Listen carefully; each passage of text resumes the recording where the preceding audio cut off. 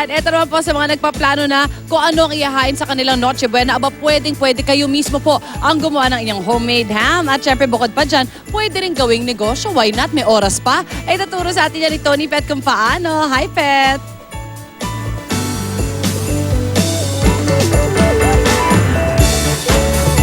Hi, Susie, my friend! Kailangan sineset natin yung ating mga gear para syempre hygienic tayo. At narito nga tayo sa Los Baños, Laguna. At yung mga gumagawa ng listahan kung paano nga ba, ano nga ba ilalagay natin sa pagkainan natin ngayon Noche Buena.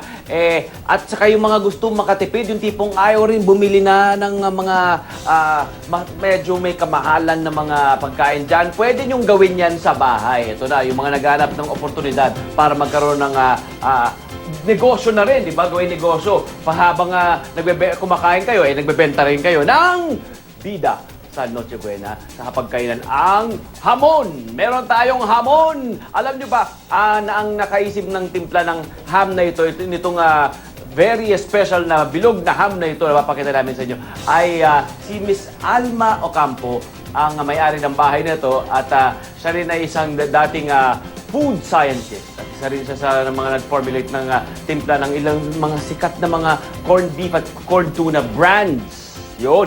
At ito, kasama natin ang kanyang anak.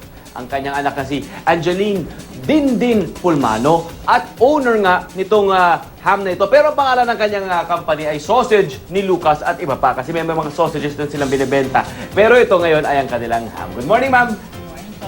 Ma'am, tutok lang natin para marinig kayo ng buong Pilipinas. Okay, ito po, ang ating hamon nag-uumpisa sa kanilang pigi. Pigi, Opo. opo. Ang pigi po ng baboy, saan po galing po ito? Sino po supplier natin? Ang supplier po namin local lang po, taga rito po sa Los Baños lang. So, pali bagong dumating po sa amin, bagong katay po siya. So, Opo. fresh meat po talaga. Opo. Nagkukentuhan kami kanina kasi kung paano nga ba nag-umpisa itong pag-source niya ng suppliers. Medyo hit and miss daw sa umpisa. So, kailangan talaga kumbaga mag-test kayo ng supplier na makakaswak ninyo. Makakaswak in terms of hygiene, yung linis at yung sanitation, di ba? Issues, di ba? Kailangan talagang malinis talaga po, di po ba? Saka, pinag-usapan namin kasi dalawang baboy, they're not really exactly the cleanest animal, pero kailangan talagang salain ninyo at matikman ninyo ang baboy mismo, di ba? Yung karne ng baboy. Opo. So ito, meron na kayong partner na supplier. Pigi ang kailangan natin, di ba?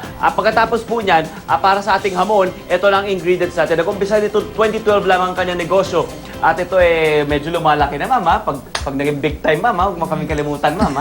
Okay, Miss Dindin, ano po ingredients natin sa paggawa nitong ating hamon? Ang main ingredients po niya ay salt, tapos curing salt, may Okay. binder po, phosphate. Binder, phosphate, Opo. yeah. Tapos Opo. brown sugar po. Tapos meron po kaming aming secret ingredient.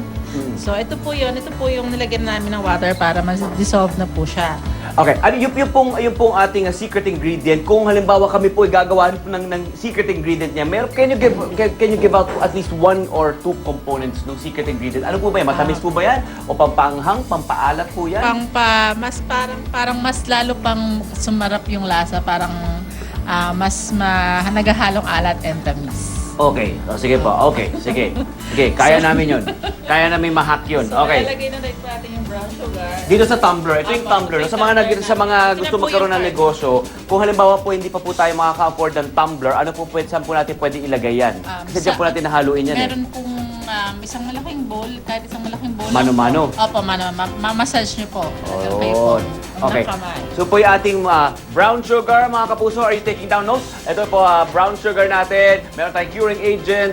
Yung pong phosphate na sinasabi nila. Para saan po yung phosphate? Binder po siya Binder. para mas kumapit Yung mga lasa. Opo, para para maging cohesive na po yung ating ingredients. At syempre yung asin. At ito na. Paghahaluin natin yan dito sa tumbler. At ilang oras po natin gagamitin yung tumbler na yan, papaikutin? Hinahalo po namin siya ng 4 hours. 4 hours. Okay. Pagkatapos yan, sabi niya dadagdagan daw po ng tubig. Opo, lalagyan namin po ng tubig. Para ito po yung pinakaman. Meron pong ice. Meron po food. yung meat natin. Okay. So para mapanatili nating cool at fresh pa rin po yung yung pong ating karne. Pagkatapos po ng 4 na oras sa loob ng tumbler, Papa, ikutin natin yan, di po ba? Apo. Ayan ay ating ilalagay na sa Net. steamer. Ine-net Meron po ng net Apo, muna. net. Bale, ito na po siya. Ito po yung naka-net na. Ito po. Okay. Ayan. Meron netting Yung nakikita natin yung parang pattern sa hamon, mga Apo. kapuso, mga misis natin dyan. Kung sakaling wala naman pong net, di ba? Pwede naman po wala rin. Opo, hindi po pwede ba? po. Pero kung gusto nyo pong ma-maintain Bilog, para yung po bilugan bilog. na shape niya, kailangan po meron tayong net. Yan. Dahil kapag ito po naluto, talagang mag-stay siyang Bilog po ganyan, talaga. bilugan po siya. Opo. Pagkatapos po niyan, ito na ay luluto, steam natin. Ito na po yung pagluluto natin. Opo. Niluluto. Ilang oras po yun? 2 hours po. May dapat po siyang temperature na maabot para masabi pong luto na. Ako, Di ba po anong kasing temperature po dapat? 160 po degrees Celsius. Okay, 160 degrees Celsius. Opo, Okay. meron po kaming thermometer. Tapos, pagluto na, ito na po tayo. Sa paglalagay na po ng glaze. Glazed. Okay. And- Ngayon, itong ating honey pineapple glaze. Yan po. Of course, honey and pineapple juice ang nilalagay nila dyan. Apo. And then, ano pa po? Sugar. Sugar po and cornstarch para po maging thick po Opo, yung thickener siya. consistency. Ano Opo. pong klaseng sugar? Ito Brown po, sugar brown. po. Okay. Ngayon, Opo. para po sa isang ganitong regular size na bilog na yung round ham, gaano po karami po ba ang dapat natin ilagay na Siguro, glaze?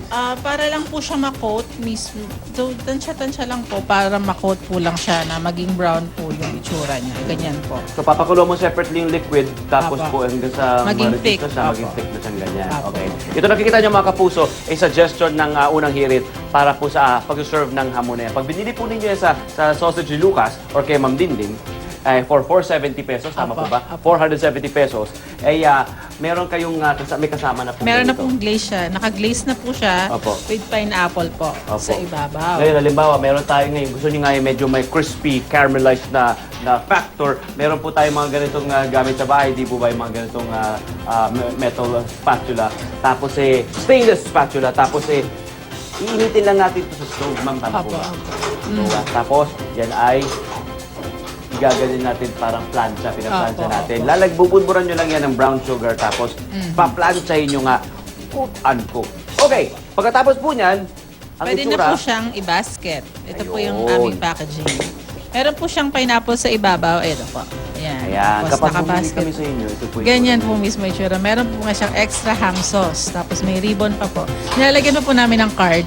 May card na rin. Opo, nilalagyan pa po yan pwedeng sa Christmas. corporate giveaway. Opo, pang pwede regalo siyang sa pangregalo friends, families, ganun po. relatives mo, sa kaibigan, o kaya sa akin. Opo, sige po. Hindi. Ito na po. So, sa mga kapuso natin na gusto gumawa ng ham, papamilya man, o kaya pangbigay sa mga malalapit na mga kamag-anak o kaibigan, kailangan nyo lamang dalang at least 2,000 to 3,000 pesos bilang puhunan para kayo makagawa ng estimated po ilan ham. Estimate, mga 10 po yung Mga magagawa. 10 po yun, 10 bilugan na ham. At ang balik nga raw, balita ko, doble. Pwede po. Depende po sa makukuha niyo na baboy kasi yun po yung pinaka-main natin na mahal lang eh. Opo, sa pinag-uusapan din natin kanina, kailangan talaga tutukan mo yung negosyo niyo po, Oo, ano? oo. At saka, sa kanila, importante talaga kalinisan, okay? Kalinisan. Okay, so shelf life, wala sa ref. Kung wala sa ref, 12 hours. Kung nasa ref, umaabot naman daw ito ng 1 linggo. Pero we suggest, kainin nyo agad, di ba? Para naman na talagang malasahan nyo yung freshness. Kung ilalagay sa freezer, iaabot yan ng 2 months. Okay, so, tikman na natin yan. Marami pa tayo papakita sa inyo rito. Back to studio. Maraming salamat. Jingle bells.